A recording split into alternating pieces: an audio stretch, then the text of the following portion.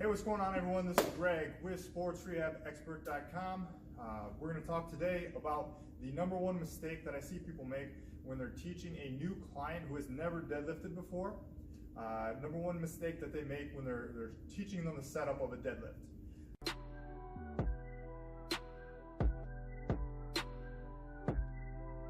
Hi, my name is Greg Schaible, and I'm part of a group of hybrid strength and conditioning and rehabilitation professionals. We help facilitate and protect an active, healthy, athletic lifestyle for people.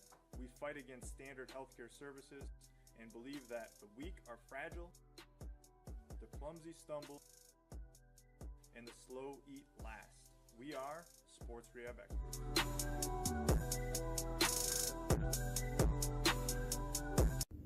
So the mistake I see people make is we don't consider the height of the implement that we use with the deadlift.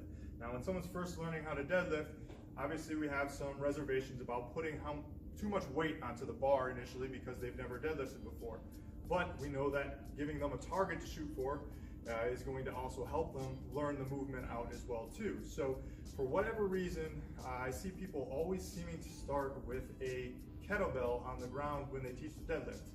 Yes, we have people who will use the PVC pipe and kind of go with the top-down approach where you slide the PVC pipe down and then you get in that triangle position where there's a triangle formed between the arm, thigh, and torso. That triangle position, but that's a top-down, that's an RDL approach. It's not an actual deadlift where we would start from the bottom up in that ground up approach. So we also need to teach someone how to pick something up off the ground.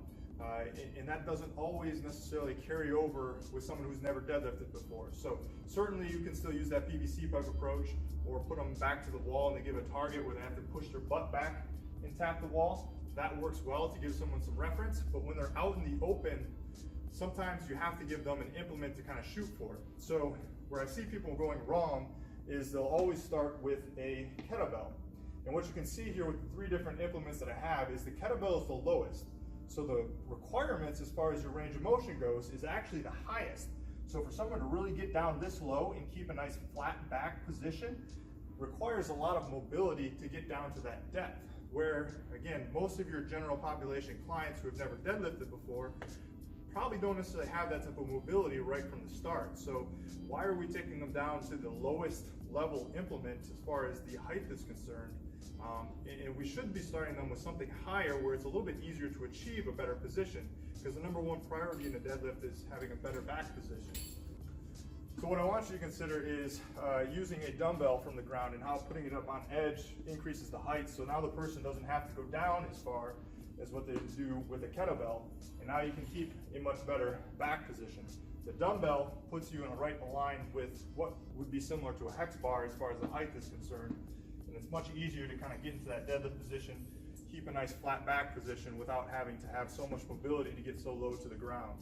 The other thing you could consider as well too is if it is still too hard for them to drop to that level, if you just elevate the surface some and put the weight up on a 45-pound plate.